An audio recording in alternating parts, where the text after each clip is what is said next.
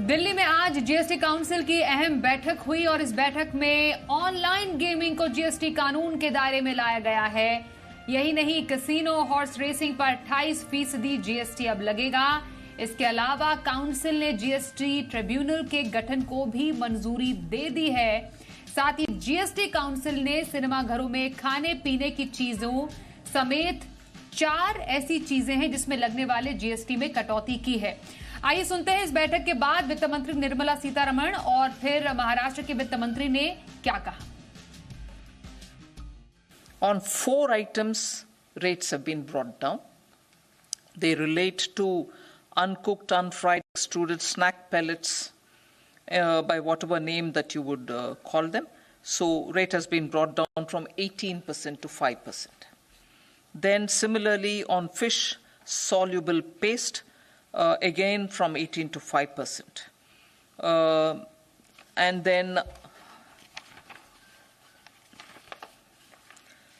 imitation zari threads or yarn known by any name in trade parlance, even that has come down from 12 to 5.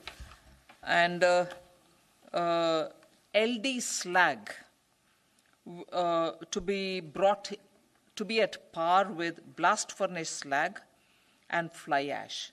So LD slag has come down from 18 to 5%. So there are 4 items on which the rates have come down. था कि आप जब game of skill पे आप tax कैसे लगा सकते हो, ऐसा गेम ऑफ स्किल को पुलिस नहीं पकड़ सकती। टैक्स का कोई विषय था नहीं, मगर उसका आधार देते थे। अब बड़े स्पष्टता से जीएसटी के कानून में online games, game of skill हो या गेम ऑफ चांस हो, देखो गेम ऑफ स्किल में चेस छोड़कर कोई गेम ऑफ स्किल नहीं। तो बहुत बड़े फैसले लिए गए हैं इस बार जीएसटी काउंसिल की बैठक में और इन बड़े फैसलों पर बातचीत करते हमारे साथ 2 खास एक्सपर्ट्स हैं। उनसे जरा डिकोड करते हैं कि आखिरकार क्या खास रहा है इस बार की जीएसटी बैठक में। हमारे साथ है चार्टर्ड अकाउंटेंट और जीएसटी एक्सपर्ट कपिल मित्तल। साथ ही गेमिंग इंडस्ट्री पर जो टैक्स लगा है या कह सकते हैं यूं कि झटका लगा है, उस पर बात करने के लिए federation of Indian Fantasy sports के डायरेक्टर जनरल जॉय भट्टाचार्य हमारे साथ हैं। आप दोनों ही एक्सपर्ट्स का बहुत धन्यवाद हम करते हैं इस चर्चा में शामिल होने के लिए। सबसे पहले कपिल जी आपके पास आएंगे, क्योंकि इस बार की जीएसटी काउंसिल की बैठक में कई अहम फैसले लिए गए हैं। इसमें मैं सबसे पहले आपसे जो जीएसटी ट्रिब्यूनल है जिसके गठन को मंजूरी दी गई है उस पर जरा चर्चा करना चाहूंगी। और ये अपने आप में एक बहुत बड़ा रिफॉर्म का कदम साबित हो सकता है। आपसे समझना चाहते हैं कि जीएसटी ट्रिब्यूनल कितना बड़ा फैसला है ये जिस पर मुहर लगी है आज इस बैठक में। देखिए स्वाति जी, पहली बात तो हम देखेंगे कि जो जीएसटी ट्रिब्यूनल है इसकी आज की डेट में बहुत ज़्यादा रिक्वायरमेंट है। जितनी भी लिटिगेशन या जितने भी इश्यूज अभी हम जीएसटी में देख रहे हैं, जिनका कहीं ना कहीं किसी ऑफिसर ने कोई टैक्स कर दिया है या फिर किसी का रिफंड रुका हुआ है या कोई और मैटर है, आज अगर उसके अगेंस्ट वो अपील फाइल कर देते हैं और उस अपील में वो मैटर सेटल नहीं हो पाता है तो एसएससी के पास मजबूरन उसे ट्रिब्यूनल ना जाके उसे सीधा हाई कोर्ट जाना पड़ता है, जिसमें उसका कॉस्ट बहुत ज़्यादा आता है और टाइम और बहुत ज़्यादा उसका वेस्ट हो सकता है।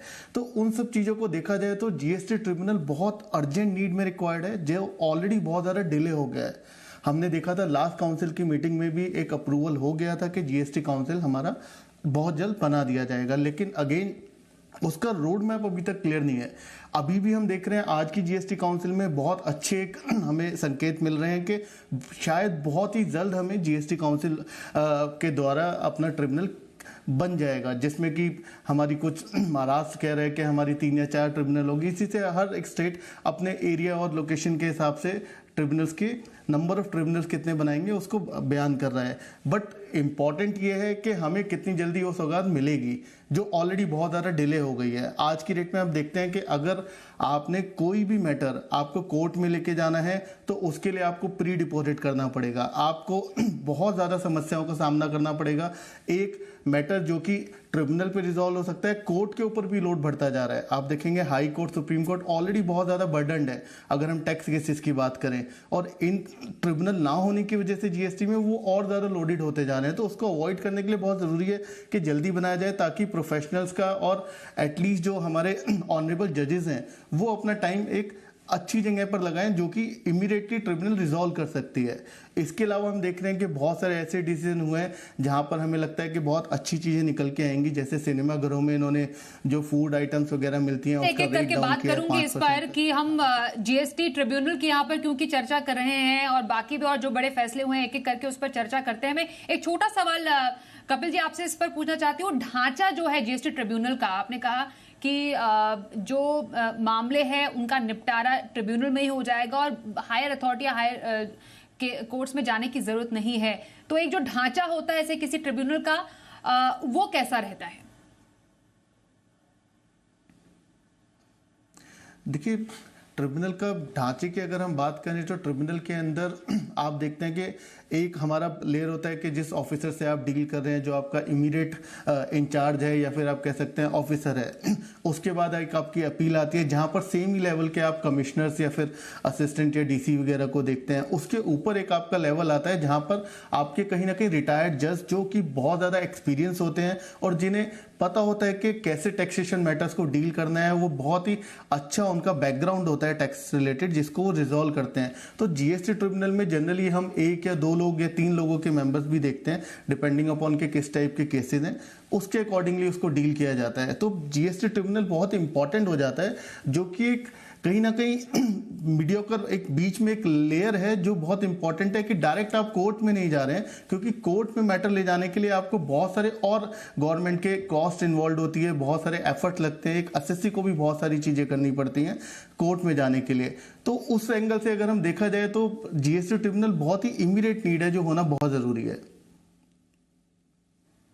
तो एक बहुत बड़ा फैसला जीएसटी ट्रिब्यूनल को जो मंजूरी दी गई है वो आज के इस बड़ी बैठक में, जीएसटी काउंसिल की बैठक में सामने निकल कर आई है। ऑनलाइन गेमिंग, इस पर अब 28% जीएसटी लगेगा। कैसीनो हॉर्स रेसिंग पर 28% जीएसटी लगाने का फैसला किया गया है। इसलिए मिस्टर भट्टाचार्य, आपसे जानना चाहेंगे, आपकी इंडस्ट्री ग्रोइंग इंडस्ट्री है, उस पर एकदम अधिकतम जो कैपिंग है टैक्स की वो लगाई गई है। आपकी नजर में ये कितना बड़ा फैसला? इट्स बहुत ही मुश्किल दिन है हमारे लिए, because it's a terrible news for the industry. देखिए, हम लोग एक्सपेक्ट कर रहे थे कि वो 18% हो या 28% हो, वो जीजीआर पर हो, gross gaming revenue, that means जो पैसा वो बनाता है प्लेयर खेल कर उससे ऊपर। बट अभी जो है ये टोटल वैल्यू के ऊपर है। ये 3 चीज होगा इसके लिए। एक है कि हमारे जो about $4 billion worth of investment है जो बाहर वेट कर दिए, और गवर्नमेंट ऑफ इंडिया ने बहुत अच्छे स्टेप्स लिए हैं लास्ट 1 ईयर में ये इंडस्ट्री को प्रॉपर करने के लिए, रेगुलराइज करने के लिए, एक नोडल मिनिस्ट्री देने के लिए। अब वो $4 बिलियन अभी चले जाएगा वापस, क्योंकि जो टैक्सेस किए हैं इसमें almost all the startups will have to close down. ये स्टार्टअप्स बच नहीं सकते हैं इतना हाई टैक्सेशन पे, जहां हम लोग का एक सपना था कि एक $5 ट्रिलियन इकोनॉमी करेंगे, जहां $1 trillion is a digital economy. यहाँ एक बहुत बड़ा ब्लो है इस इकोसिस्टम के लिए। दूसरा है कि आप इतना बड़ा टैक्स दिए हैं कि टैक्स से आपका एक्चुअल टैक्सेस बढ़ेगा नहीं, क्योंकि जितने प्लेयर है वो बाहर जाकर खेलेंगे। इसके बाद वो इलीगल साइट्स में बाहर जाकर खेलेंगे, क्योंकि वहां वो टैक्सेस नहीं देना पड़ते हैं। और आज की डेट में वीपीएन हो जो हो वो बाहर, सो जो पैसा इंडिया में टैक्स पेइंग कंपनीज को मिल रहा था, स्टार्टअप्स को मिल रहा था, वो पैसा आज बाहर भागेगा, और ये इंडस्ट्री के लिए बहुत ही बुरा खबर है। आप कह रहे हैं कि बहुत बड़ा झटका है इंडस्ट्री के लिए, बहुत बुरी खबर है। और काउंसिल से निकलकर हमने देखा वेस्ट बंगाल के फाइनेंस मिनिस्टर ने कहा कि गेम ऑफ स्किल को टोटली उन्होंने खारिज किया है। कुछ इंपॉर्टेंट पॉइंट्स मिस्टर भट्टाचार्य आपने भी रखे हैं, पर व्हाट नेक्स्ट? आपने कहा कि एकदम मैक्सिमम टैक्स जो लगाया गया उसके बाद आप एक्सपेक्ट कर क्या रहे थे, ये जानना और समझना बेहद जरूरी है। और नेक्स्ट स्टेप हो क्या सकता है आपकी इंडस्ट्री की तरफ से? देखिए, 2 चीज है। हम तो 18% और 28% एक डिस्कशन होती है कि आप कितना लगाने चाहते हैं, लेकिन आप टोटल पर अगर लगाए तो कोई ऑपरेशन ही प्रॉफिटेबल नहीं हो सकता है। और यही बात है कि पूरा स्टार्टअप इंडस्ट्री जो है वो मर जाएगा, क्योंकि आप अगर उसके रेवेन्यू पर लगाए कि इतना, ठीक है आपने इतना पैसा बनाया है, इसी ऊपर हम टैक्स दे रहे हैं, वो 18% हो 28% हो। बट अगर आप बोले कि मैं एक्चुअली जो पैसा वो डाल रहा है गेम खेलने के लिए उस पर डालूं, फिर उसके बाद देयर इज नथिंग लेफ्ट। कोई प्लेयर यहाँ खेलेगा नहीं, क्योंकि उनके पास आज की डेट में बाहर खेलने के लिए इतने इलीगल ऑप्शंस हैं कि वो वापस कभी नहीं आएगा लीगल ऑप्शंस के पास। और यही बात है कि हम लोग जो बोल रहे हैं कि हम टैक्स करने से हमें लग रहा है कि ये पैसा ज्यादा हमें मिलेगा, एक्चुअली उल्टा है। जो पैसा हमें मिल रहा था, जो टैक्स पेयर दे रहा था, क्योंकि इंडियन कंपनीज के लिए गेम्स खेल रहे थे इंडियन कंज्यूमर्स इंडियन कंपनीज पर, वो अभी इंडियन कंज्यूमर्स बाहर जाकर खेलेंगे इलीगली। तो हमने क्या बोला है कि नहीं, आप यहां मत देखिए, यहां आपके लिए जगह नहीं है, आप जाकर बाहर खेलिए इलीगल कंपनीज में। और ये मुझे लगता है हमारे इंडस्ट्री के लिए बहुत बुरा है।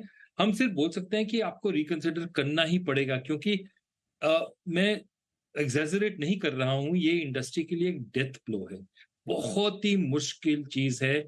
क्योंकि हमें आपने कैटेगराइज किया है, गेम ऑफ स्किल आपने पकड़ा ही नहीं है। आपने जो जितने सॉफ्टवेयर इंजीनियर्स हमारे साथ है, जितने ये इकोसिस्टम है इंडस्ट्री का, आपने ये पूरा खत्म कर दिया है। मैं मिस्टर भट्टाचार्य आपके पास फिर से आती हूँ इस पॉइंट पर कपिल जी, आपसे जरा इसके डायनेमिक समझना बेहद जरूरी है। ऑनलाइन गेमिंग पर काफी समय से चर्चा चल रही थी और बार बार ये पोस्टपोन हो रहा था ऑनलाइन गेमिंग पर पूरा टैक्स का ये मामला, जीएसटी लगाने का ये पूरा जो मुद्दा था, और आखिरकार उस पर फैसला हो ही गया। 28% जीएसटी लगाने का फैसला। आपने सुना मिस्टर भट्टाचार्य भी क्या कह रहे हैं कि एक बिग ब्लो है टू द इंडस्ट्री।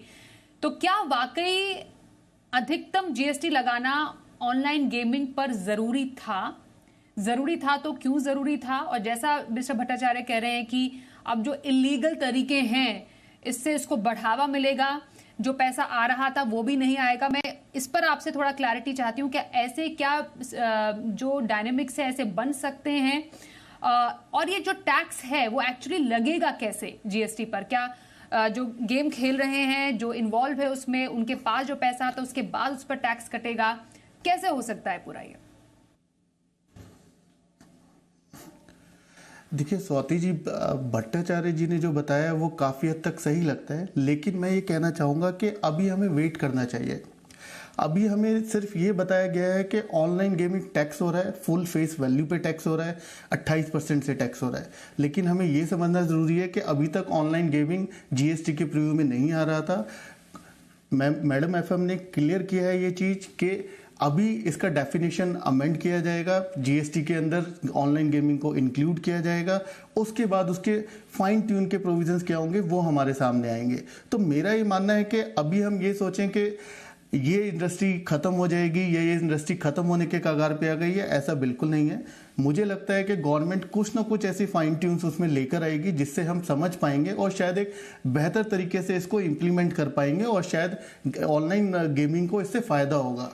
जहां तक आपका सवाल है कि ऑनलाइन गेमिंग को टैक्स ब्रैकेट में लाना क्यों जरूरी है, देखिए आज की डेट में हम देख रहे हैं कि ये एक ऐसा बिजनेस है, ये एक ऐसा बिजनेस डेवलप हो गया है जहां पर बहुत ज़्यादा आज की डेट में बिजनेस हो रहा है, जहां पे बहुत ज़्यादा ट्रांजेक्शन्स हो रही हैं, जहां पे बहुत ज़्यादा लोग निकल के आ रहे हैं। स्टार्टअप बहुत ज़्यादा नए नए इसमें आ गए हैं।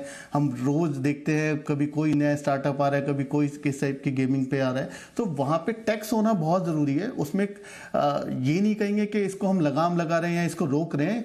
गवर्नमेंट भी अपना टैक्स बेस बढ़ा रही है। जब गवर्नमेंट अपना टैक्स बेस बढ़ा रही है तो उसको हम नेगेटिव नहीं ले सकते हैं। हमें समझना पड़ेगा कि जब भी कोई बिजनेस इंडिया में हो रहा है तो उस पर टैक्सेस तो लगेंगे, आज नहीं तो कल वो टैक्सेस के दायरे में आएगा।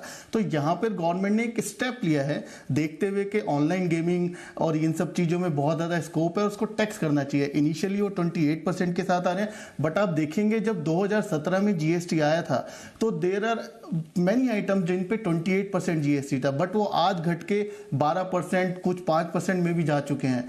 तो वहां पे आपको थोड़ा सा फोकस रखना पड़ेगा और वेट करना पड़ेगा कि क्या फाइन ट्यून ड्राफ्ट आने वाले हैं, उसमें क्या क्या अमेंडमेंट्स हैं। और अगर लेट सपोज फिर भी हमें लगेगा कि नहीं यहाँ पर गेमिंग इंडस्ट्री के साथ गलत हो रहा है तो हम हमेशा अपने सजेशंस दे सकते हैं और गवर्नमेंट से हम हमेशा देखते हैं कि वो हमारे सजेशंस को सुनते हैं और उनके ऊपर जो काउंटर मेजर्स लाने होते हैं वो आते हैं। तो अभी हमें इंतजार करना चाहिए फाइन ट्यून प्रिंट्स का आने का। इसी पॉइंट पर मैं जानना चाहती हूँ मिस्टर भट्टाचार्य से कि as an industry representative, online gaming के प्रतिनिधि होते हुए मिस्टर भट्टाचार्य, आप क्या सुझाव देना चाहेंगे? क्योंकि जैसा कपिल जी ने भी बोला कि हमने देखा है हर बार जीएसटी काउंसिल की बैठकों में एक पर्टिकुलर सर्विस पर, पर्टिकुलर गुड पे एक जीएसटी तय हो जाता है और उसके बाद उसको रिकंसिडर भी किया जाता है।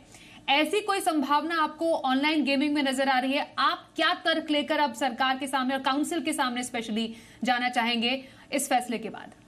देखिए, वो जो बोल रहे हैं, अगर वो रिकंसिडर करते उनके मुंह में वही शक्कर।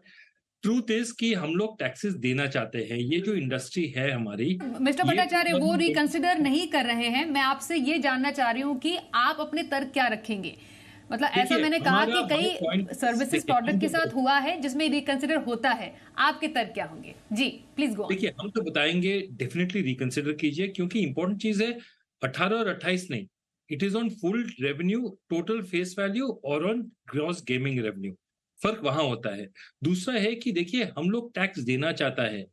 All the companies who are part of Federation of Indian Fantasy Sports, हम लोग टैक्स देना चाहते हैं इस देश में, और हम लोग यहाँ इस देश में टैक्स पेयर है, और हम लोग चाहते हैं कि ये इंडस्ट्री टैक्स्ड हो, क्योंकि ये टैक्स होने से इंडस्ट्री लीगलाइज्ड हो। हम लोग गवर्नमेंट की इंफ्रास्ट्रक्चर के अंदर आ जाते हैं, और हमने लास्ट 1 ईयर में गवर्नमेंट ऑफ इंडिया जो किए हैं, we have been very supportive, because हमें विश्वास है कि गवर्नमेंट ने बहुत क्विकली स्टेप्स लिए हैं।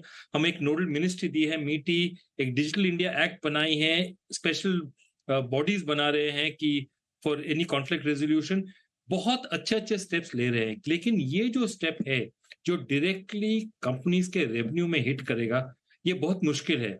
और सबसे बड़ा मुश्किल बड़े कंपनीज के लिए नहीं है, सबसे बड़ा मुश्किल है छोटे कंपनीज के लिए होगा, दूसरा होगा कंज्यूमर के लिए, क्योंकि उसके पास जो ऑप्शन ही नहीं होगा वो बाहर जाकर खेलेगा, इलीगल गेम्स खेलेगा। और तीसरा है जो कैपिटल, जो एफडीआई इंडिया में about $4 billion is been waiting to come in to India in the next 6 months, expecting a fair tax assessment, वो भी अभी is going to be stymied. So ये फैक्टर्स आप थोड़ा देखिएगा। हमें टैक्स देने में कोई इतराज नहीं है, टैक्स तो देना ही चाहिए। हम लोग गवर्नमेंट ऑफ इंडिया के कंपनीज है, सिटीजन्स ऑफ दिस कंट्री है, हम लोग इस देश में टैक्स देना चाहते हैं। बट आप जिस रेट पे टैक्स कर रहे हैं और एक फेस वैल्यू पे कर रहे हैं, ये हमारे इंडस्ट्री के लिए बहुत ही मुश्किल होगा। बस यही बताना चाहते हैं हम लोग। जी धन्यवाद करेंगे मिस्टर जॉय भट्टाचार्य आपका, और साथ ही मिस्टर कपिल मित्तल आपका भी हमारे साथ इस चर्चा में शामिल होने के लिए। फाइन प्रिंट्स बस अभी आए हैं जीएसटी काउंसिल से जो बैठक निकली उसके बड़े फैसलों पर, उस पर हमने एक इनिशियल एक चर्चा की है, समझने की कोशिश की है कि आखिरकार ऑनलाइन गेमिंग पर जीएसटी लगना और उसके बाद उसके अलावा जीएसटी ट्रिब्यूनल बनना अपने आप में कितना बड़ा फैसला है। इस पर आगे भी जब इसके फाइन प्रिंट्स आते रहेंगे और क्या डिटेल्स निकल कर आती है, और भी चर्चा इस पर आगे जारी रखेंगे। फिलहाल ये थी हमारी आज की पहली कवर स्टोरी।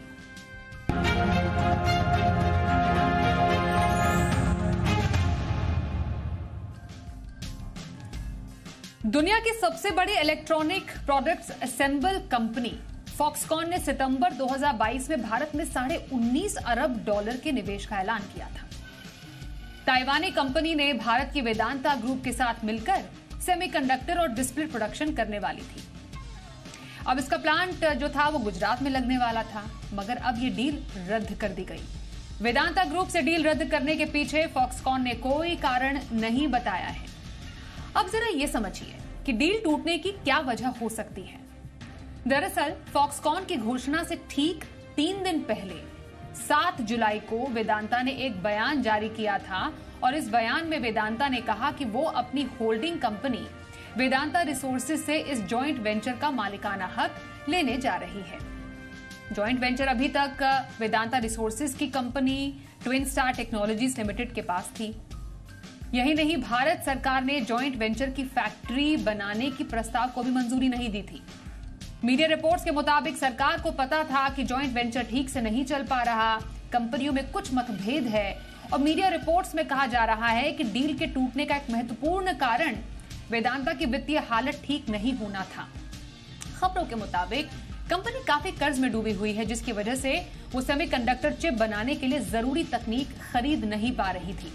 हालांकि वेदांता ने अपने बयान में कहा कि उसने इस फैक्ट्री को बनाने के लिए दूसरे पार्टनर तैयार कर लिए हैं, और उसके पास एक जानी मानी इंटीग्रेटेड उपकरण बनाने वाली कंपनी से 40 nm के सेमीकंडक्टर बनाने की टेक्नोलॉजीज का लाइसेंस भी है।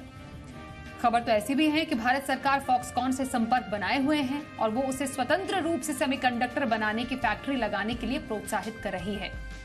तो इन तमाम रिपोर्ट्स पर सरकार की तरफ से केंद्रीय मंत्री राजीव चंद्रशेखर ने भी बयान दिया। उन्होंने कहा कि 2 कंपनियों ने डील की और डील तोड़ भी दी। इससे सरकार का कोई लेना देना नहीं, लेकिन इसका मतलब ये है कि दोनों कंपनियां जरूरी टेक्नोलॉजी पार्टनरों के साथ भारत में अपनी अपनी रणनीतियों पर स्वतंत्र रूप से काम कर सकेंगी। हालांकि इस डील के टूटने से भारत को सेमीकंडक्टर का हब बनाने के सपने को झटका जरूर लगा है। इतना ही नहीं, मीडिया रिपोर्ट्स में यह भी कहा जा रहा है कि देश में सेमीकंडक्टर उत्पादन शुरू करने की दूसरी योजनाएं भी आगे नहीं बढ़ पाई हैं। सर, ये भी जानिए। खबरों के मुताबिक सिंगापुर की कंपनी IGSS वेंचर ने भी एक प्रस्ताव रखा था, लेकिन सरकार की सलाहकार समिति को वो ठीक नहीं लगा और उसे ठंडे बस्ते में डाल दिया गया। इसके अलावा अबू धाबी की कंपनी नेक्स्ट ऑर्बिट और इजरायली कंपनी टावर सेमीकंडक्टर के जेवी के लिए ISMC ने एक प्रस्ताव दिया था, लेकिन इस प्रस्ताव से भारत ने ही अपने हाथ पीछे कर लिए और कहा कि कंपनी इस प्रस्ताव पर विचार न करे।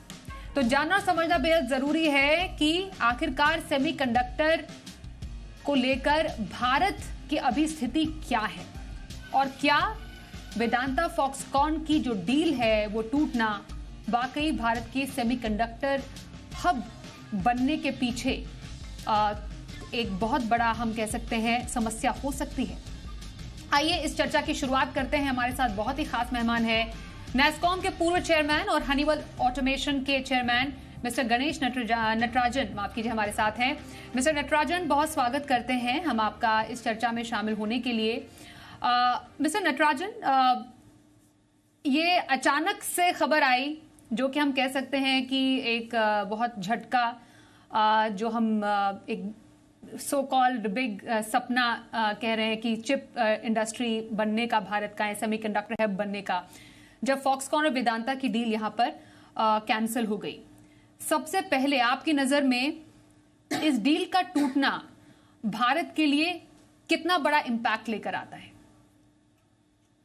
नहीं, ये डील का टूटना जैसे आप कह रहे हैं वो जरूर सदमा पहुंचाएगा, क्योंकि जैसे आप अगर इतिहास में देखें तो जो इंडिया ने सॉफ्टवेयर एक्सपोर्ट्स के लिए काफी लिबरलाइज किया था सेमीकंडक्टर और इंपोर्ट्स, और उसके जरिए हमने, जैसे काफी लोग कहते हैं कि एक तरह से इलेक्ट्रॉनिक्स बस को हमने मिस कर दी थी।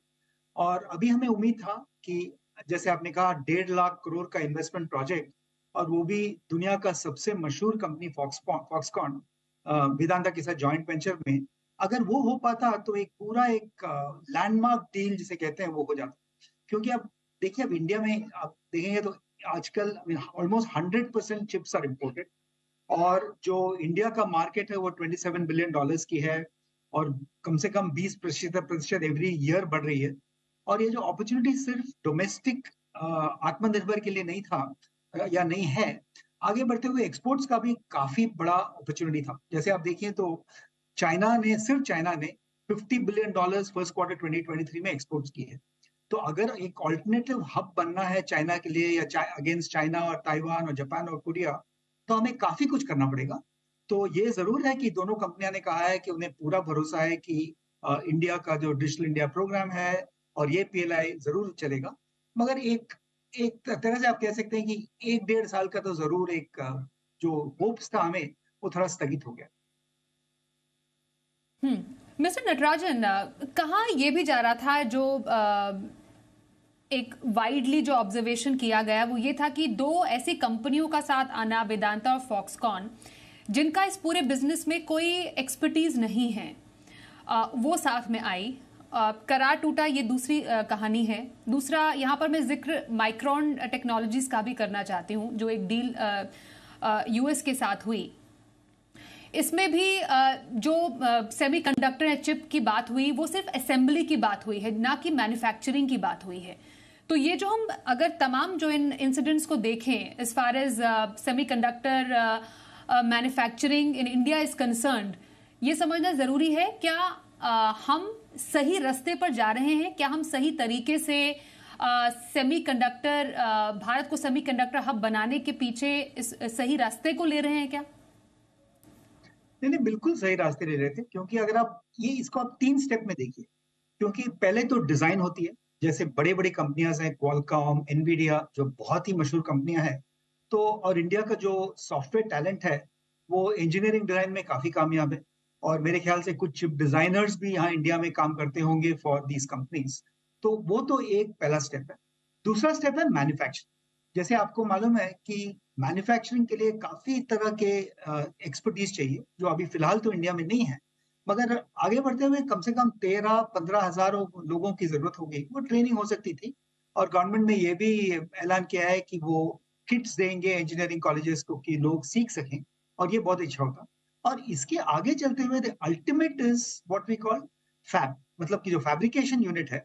और मेरे ख्याल से जो जॉइंट वेंचर थी वेदांता और फॉक्सकॉन के बीच, उसमें ये भी एनविसाज किया था कि एक सेमीकंडक्टर फाउंड्री भी बनाई जाएगी धोलेरा डिस्ट्रिक्ट में, गुजरात में, और ये तीनों स्टेप हो जाता।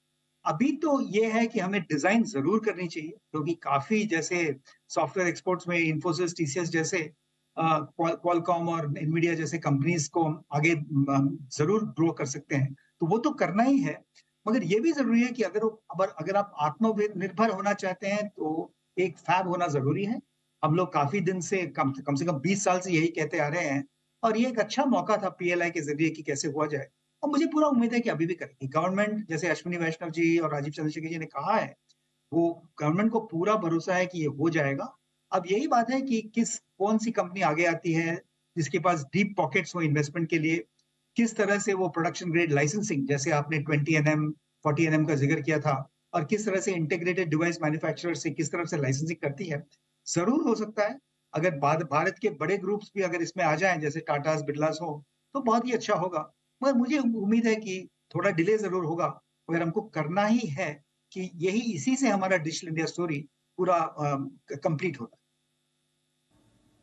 एब्सोल्युटली मिस्टर नटराजन, क्योंकि बिल्कुल हालिया में ही हमने जिक्र भी किया अपनी रिपोर्ट में, जो हम दिखा रहे थे, जितने इनिशिएटिव्स लिए गए उसमें कहीं ना कहीं किसी तरीके की रोक लगी है। आप काफी पॉजिटिव हैं इस पूरी स्टोरी को लेकर, पर जैसे जो कई योजनाएं हमने रीसेंट पास्ट में देखी, सिंगापुर की आईजीएसएस वेंचर के प्रस्ताव को मंजूरी नहीं मिलना, जैसे अबू धाबी के नेक्स्ट ऑर्बिट का प्रस्ताव भी नामंजूर हुआ, इजराइल के आईएसएमसी का प्रस्ताव भी खारिज हुआ।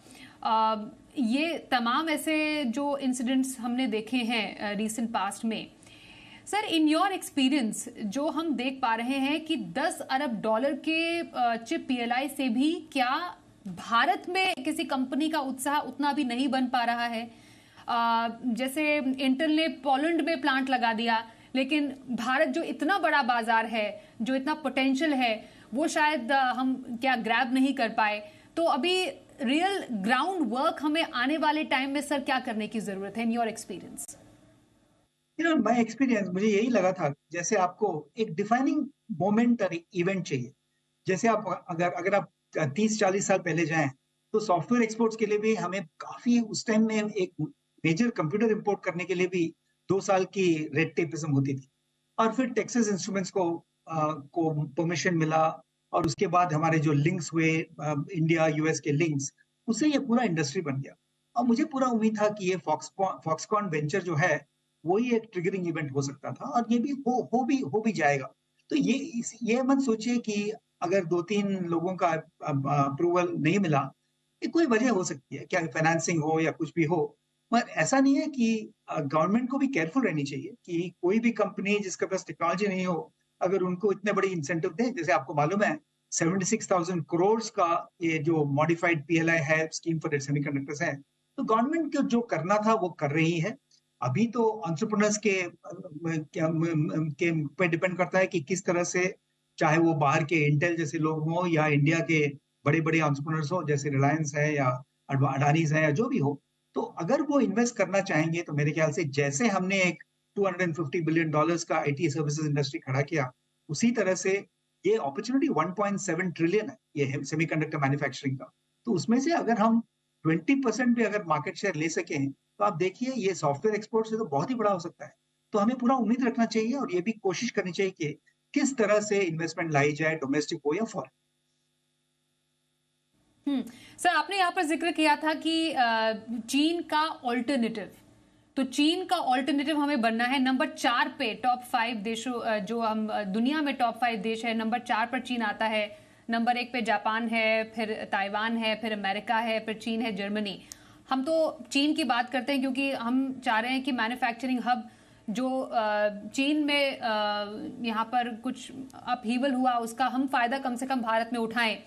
तो यहाँ पर गोइंग फॉरवर्ड जो वहां पर बाजार है उसको भारत में लाने के लिए क्या किया जा सकता है? देखिए, जैसे आपने कहा, मुझे जियोपॉलिटिक्स के क्षेत्र में अभी हमने रिसेंटली एक किताब लिखी थी, इंडियाज पाथवेज टू सक्सेस, और उसमें भी एक पूरा चैप्टर है डिजिटल इंडिया पे।